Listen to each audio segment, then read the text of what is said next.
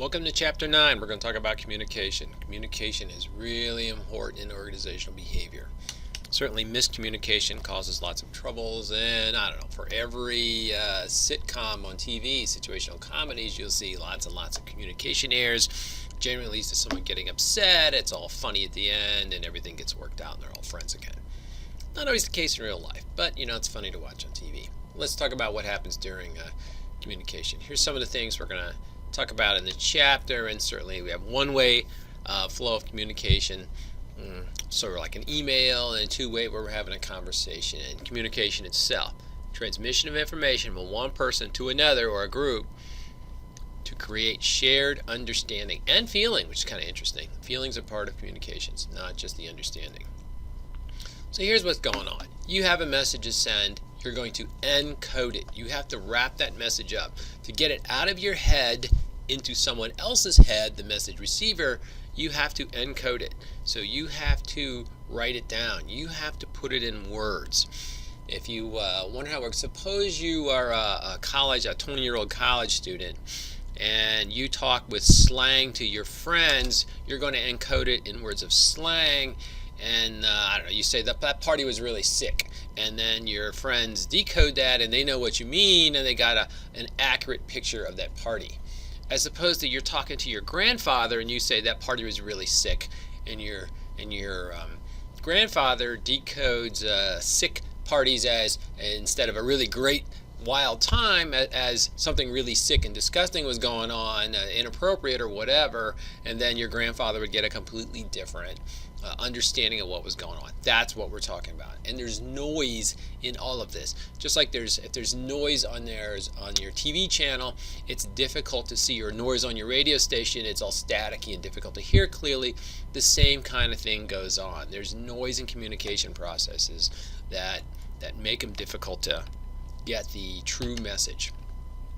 So here we have this, the sender has the source of the communication, and they're going to encode it somehow. It's translated from an idea or thought into transmittable symbols, words, actions, influxes of voice, terminology, lingos, slang, and all of that you need to be very careful about, because when you transmit it to a person, they need to have the same code book you have, right? They need to decode it accurately, so you need to be very careful about that.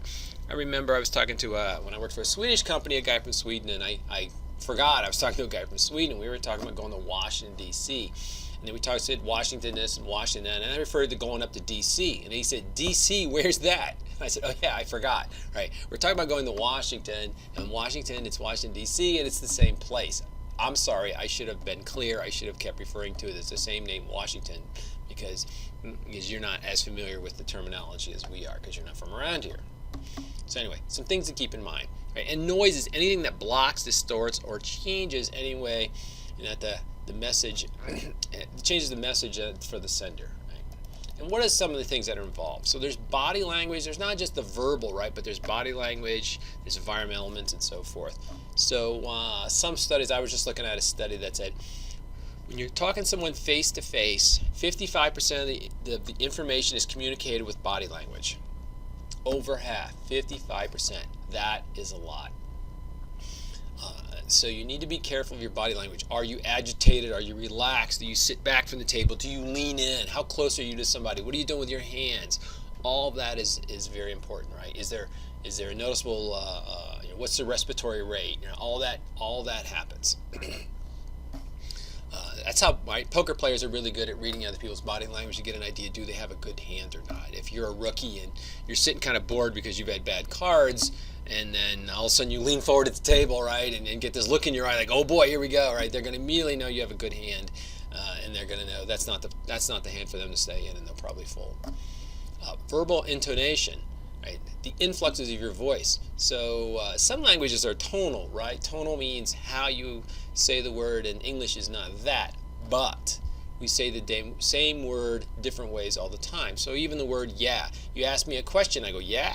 Or somebody says something I think is surprising, yeah. Or do you want to do that? Yeah. Or they ask me to do something I don't want to do, I go yeah. Right? Lots of different verbal intonations. Not only do you have to be careful of that, but you have to be aware that when you use other forms of communication like email, you don't get that. So something clearly understandable in a face-to-face, not so understandable in email if you don't know the person you're talking to. And then the actual words you use is like 7%. So the rest of it is intonation and all that is like 30, I don't know, 10 to 30%, right? So that's a lot, right? So the actual words you use much less than that. And then there's environmental elements going on outside of that even. So there's a lot going on, a lot to think about. So what are some of these barriers we have to effective communication? It can be things like selective perception. So when someone comes to me and they're old and gray hair and they've been at the company a long time, maybe I think they're going to be wise about this, and when they say something, I'm much more liable to believe it. Or just the opposite. Just because they're young, I think they might be inexperienced and I might look past their opinion. So we judge people all the time by first impressions. Misperception, again, your grandfather misperceives, he encoded your message about the sick party differently, so he would get a different message than what you sent. Filtering, sometimes people will filter information to destroy the message. It's on purpose, right? I'll only tell you the good news. What I told you is technically true, but it's not exactly the whole story, right? Information overload, there's too much stuff. Those of you who get lots of emails, maybe get a couple hundred emails a day in certain jobs, that kind of thing. It's very difficult to sort out the right information. And when we talk about MIS in business school, Management of Information Systems, we talk about the difference between data and information. Data is all those pieces of numbers that come flowing into the communication system, like tracking our inventory or floating into the MIS system.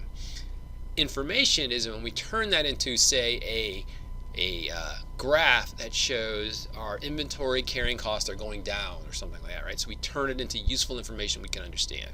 So data is just a flow of numbers, and information is we turn that into something we can get our head around, something we can understand.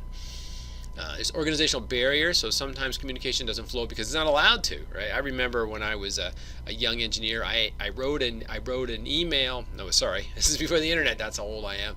I wrote a memo, a paper memo, if you can imagine that. It has to be typed up. I sent it to a different department manager, asking him a question that I needed to know for the thing I was working on that had to interface with their department stuff. And my boss, my manager, calls me into my office and goes, "Hey, do you know about this memo?" And I said, What do you got? What? Yeah. Oh, yeah, I wrote that to this other manager, Tony.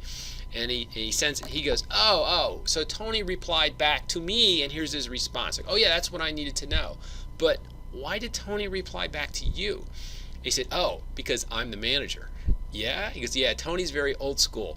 He only talks manager to manager, so when you ask him the question, he assumes it comes from me. You're lucky you got an answer at all. You're lucky I didn't have to ask him. But he responds to me because we're at the same level. I said, oh, well, all right, I didn't know that. I just assumed I asked the question, I get an answer, but now I know. Now I know how Tony thinks. So Tony had enforced this barrier that he only talks to other managers. And again, yeah, I was lucky he answered me at all. Cultural barriers. Different cultures and certainly mean different things. That's why earlier we talked about Hofstede and his different national cultures. Somebody might be not so fluent in different languages, and certainly people's physical presence, people's body language, which we just said was 55% of the information, can change. So if I'm standing very close to you in the U.S., it probably means I'm very insistent on this thing, right? I'm kind of getting your face, or we're sharing a little secret quietly, right? One of those two things, right? If I'm in South America or maybe India and I stand very close to you, it means nothing. That's just the way they do it. So it's our personal space, right? That bubble we carry around us in the U.S. is considerably smaller in some other countries, and knowing that, right? Knowing that is important. So when they do that, you know they didn't mean anything by it. That's just the way it works. Or maybe in certain countries, it is important that I become friends with you before we get into serious negotiations. So we have to go out to dinner, we have to chit-chat, we have to get to know each other, because the thought is, why would I do business with somebody I didn't know? As opposed to other countries like Germany, I don't have time to waste, right? If I'm assuming you're above board, let's get to work right now. Let's introduce ourselves, shake hands, and jump right to it. So very much a different style there.